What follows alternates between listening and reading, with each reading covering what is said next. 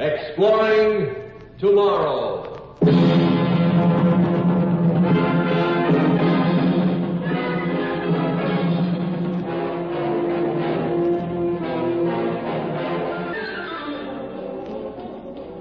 And now here is your guide to these adventures of the mind, John Campbell, Jr.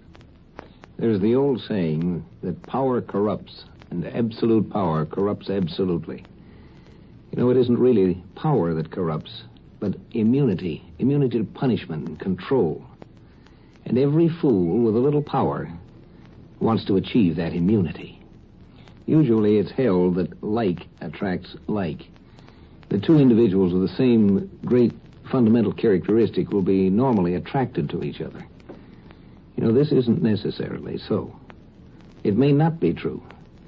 You may have two people who don't like each other, but are forced by the very nature of the fact that they have a unique characteristic to endure each other. Oh, just a little more. Oh, Alan, isn't it beautiful the way it bubbles and bubbles? Oh, Alan, let's have champagne every night on our honeymoon. You want to take a bath in it? I can arrange that, too. Oh, Alan, really? Pink champagne? Just as pink as you're blushing right now. Oh, Alan. What's the matter? Do you think Mr. and Mrs. Alan Carvel are going to live like the rest of the slobs? I tell you, baby... Alan. Oh, what's wrong, Alan? Nothing. Alan. You look so funny all of a sudden. Get off my back. Thank heaven I've found you. Why haven't you been answering me these last few days? Do I have to check in with you everything I do, every place I go? Alan? No, it's all right. I'm all right, Jeannie. Just leave me alone for a minute, Get out of my mind, Laurie. Get out, I tell you. I'll talk to you later. You'll talk to me now. What are you doing with this child? What are you trying to hide from me? All right. I'll get rid of her, then I can talk to you. Give me 20 or 30 minutes to take her home. I'll give you half an hour, that's all. And don't try to close up your mind and hide from me again. All right, I say. Jeannie, it's all right. You went so white there all of a sudden. Alan, honey, are you sick? No, it's just one of those migraine headaches of mine. Honey, look, I better take you home. Oh, honey. No, it's all right. I just need some sleep, that's all. Come on, let's get your coat.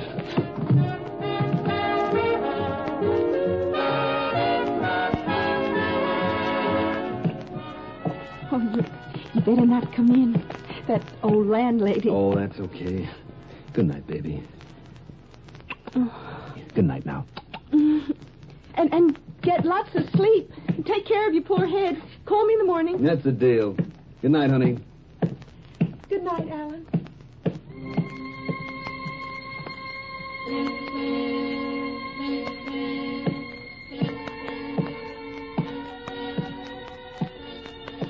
What makes you do things like that, Alan? You stuck with me every inch of the way, didn't you? How old is she? 16? 17. What's it to you? Oh, I have to be conscience for both of us. Thank you, sweet Lorraine. Who asked you to? You did, Alan. You always have. All these things you do are challenges to me to set right. All your venom against a fate that made you one of the only two telepaths in the world is twisted against me, your only partner in this lonely land. You strike out at me because I'm like you, and because by the same chance that made us, I'm the stronger one. That's a lie. I can break loose from you any time. Let me go. I can't breathe. I won't hurt you, Alan. I could never hurt you. Though I thank whoever or whatever's responsible for making us as we are, that it's me, not you, who has the additional power to reach out and move physical objects with my mind. You would. You waste something like that and then feel good about it. What I could do with something like that. Why don't you leave me alone? Because I love you, Alan. If you'd been a man with decent instincts, bound as we are together, we could have married and found what little happiness is possible for two like us in this world. But there's a twisted streak in you that wouldn't let you settle for that. Go ahead, play the little mother. You're no good for anything else. You didn't think so once, Alan. You're over the hill, baby. Face it. I've faced it, Alan. Have you? What do you mean? Can't you see you're getting worse?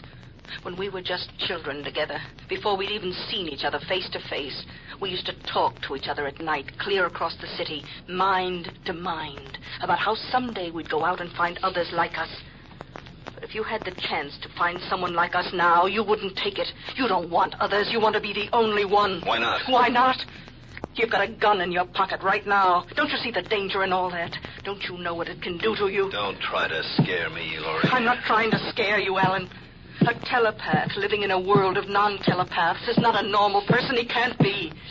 He has to walk a chalk line all the time to preserve his sanity. He can't afford inner conflicts or emotional violences or shocks. What do you plan to do with that girl? What's the gun for? And what's that you're trying to hide right now, right under the surface of your mind there? All right. You want to know? I'll tell you. I'm getting out. I'm getting away from this city and away from you, and that girl goes with me. I'm going to take what I want, anything I want, and live like I deserve to, and you can't stop me. Alan! Alan, answer me! Don't shut yourself off from me like that! Alan! Alan!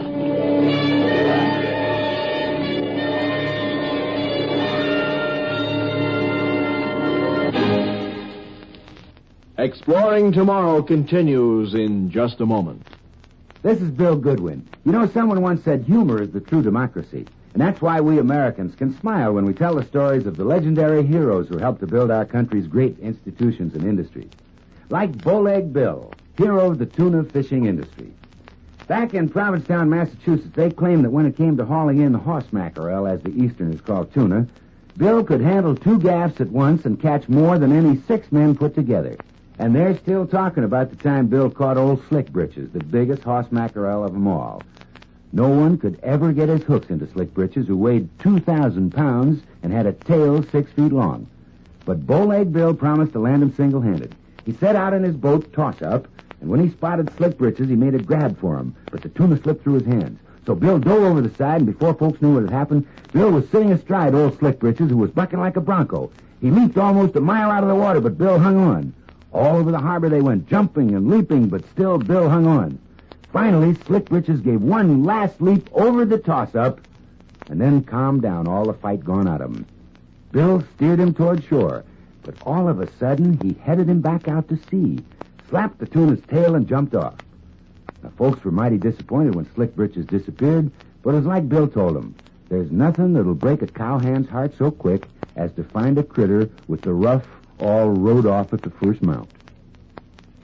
Yes, sir, it is a democracy which lets us tell the stories of such a legendary character as Bowleg Bill with a twinkle in our eyes and a chuckle in our throats. And so long as we continue to laugh together as a people, ladies and gentlemen, we will live together as a nation. Telepathy has long seemed like a wonderful thing to have, a wonderful possession.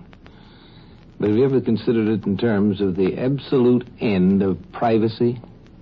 You know, explorers have found that if you put 2 men in one little cabin isolated far away from the rest of the world, they don't learn to like each other. They learn to hate each other.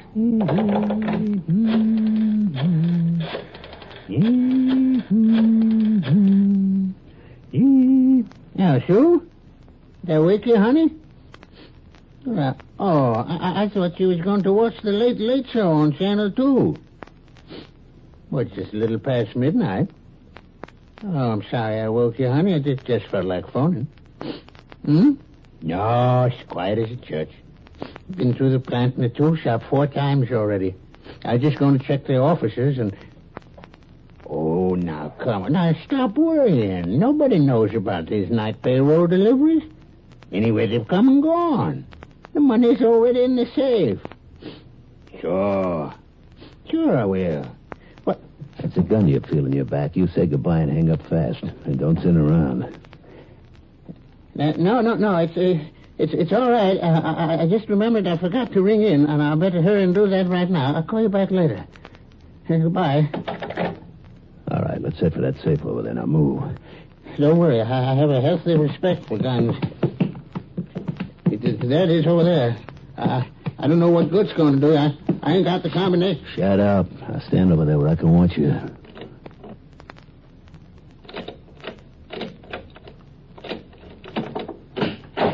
Hey, you opened it right up. Who told you the combination? The president of the company. Are you kidding? What is this, a gag of some kind? Look, if this is just a joke, mister... No, I didn't make... Think about jumping me, will you? You slob. Slob.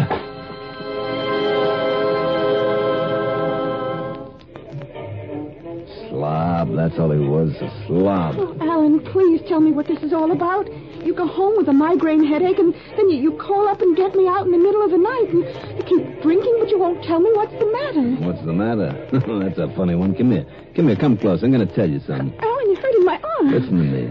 You want to know something? You know how trees think? Hmm? They think real long and slow and peaceful, and sometimes they take all winter just to think one little thought. Trees? Mm-hmm.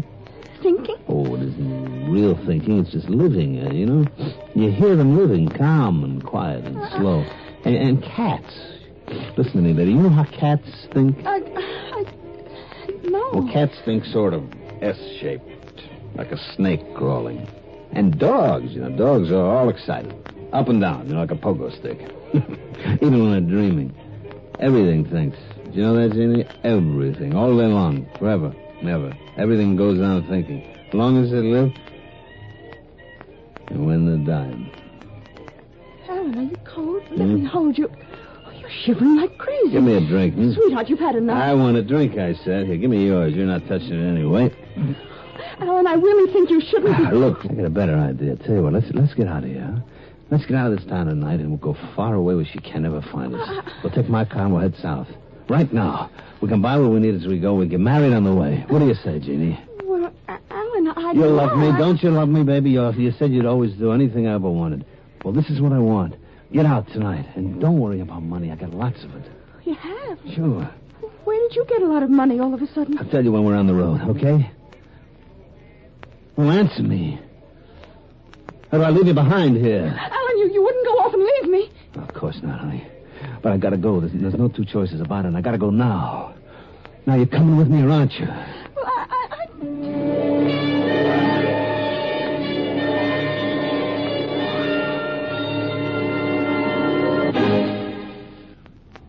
Well, One of the worst things about a conscience is that the darn thing is always going with you wherever you are. Alan had something other than a conscience, and running away didn't do much good. Telepathy has no distance limitations. Alan. What? It's starting to get light.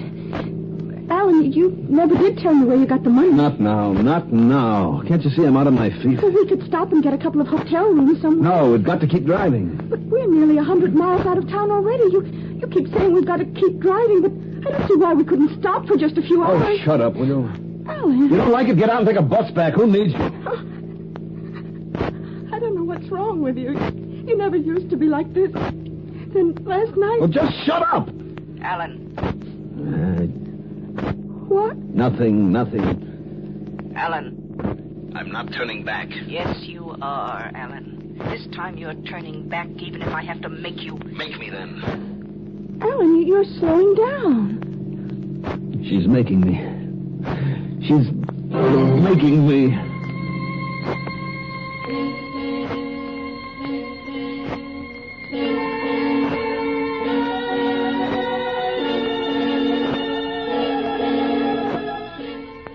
Well, Alan. Talk out loud. You look in pretty bad shape. Give me a cigarette.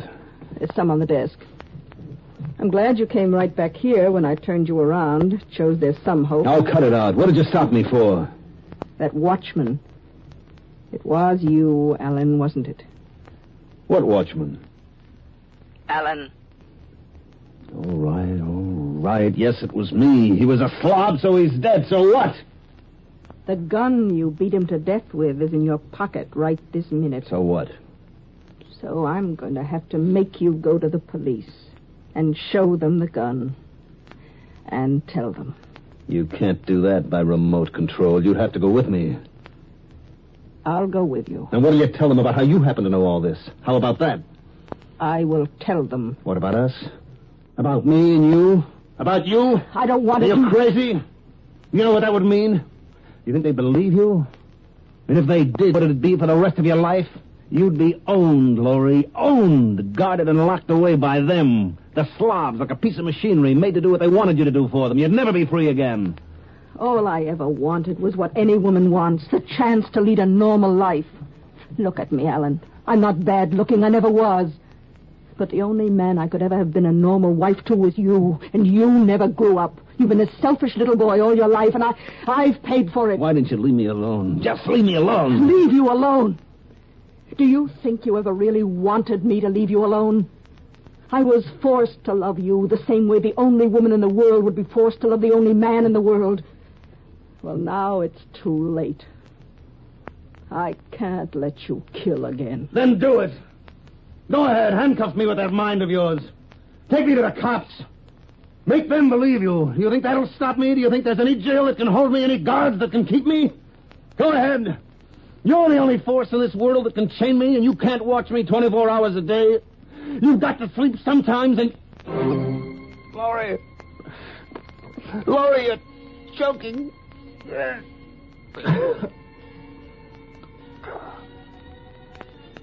You would break loose, wouldn't you, Alan? You would kill again, in spite of all I could do to stop you. All right, you can breathe now. No, don't look at me like that. I'm not going to kill you. Even now, I can't do that. That gun of yours is in your inside pocket. Lift your right hand, Alan. Put it inside your coat. Now, take out the gun. Don't try to fight my will, Alan. You know it's no use. Now, you will point it at me. No, Laurie, not you. Anyone but you. Not you, Laurie, not you.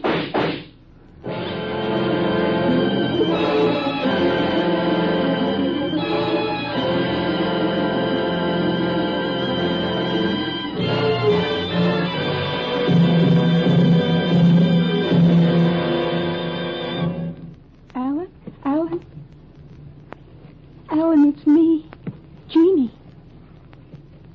Darling, can't you hear me? Jeannie.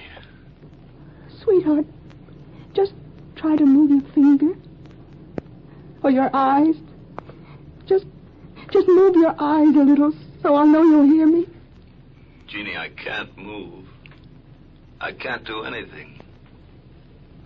Help me. Alan. It's like being buried alive. I'm paralyzed. Help me. Laurie, come back and help me. Laurie.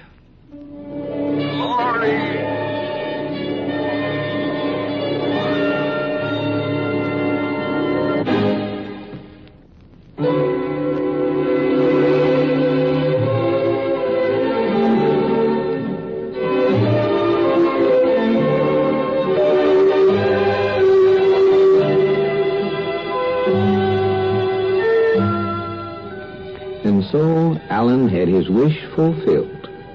Alan wanted immunity from consequences of his actions. There's only one way to achieve it, and he achieved it. If you do nothing, if you have no actions whatever, then you have immunity from consequences. And that's the only way. Otherwise, you're responsible for what you do, whether you like it or not.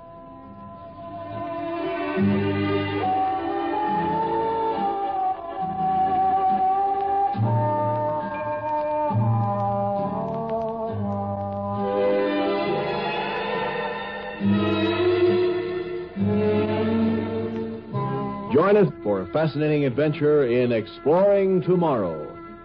Heard in our cast tonight were Mandel Kramer and Bryna Rayburn. Script was by Gordon Dixon.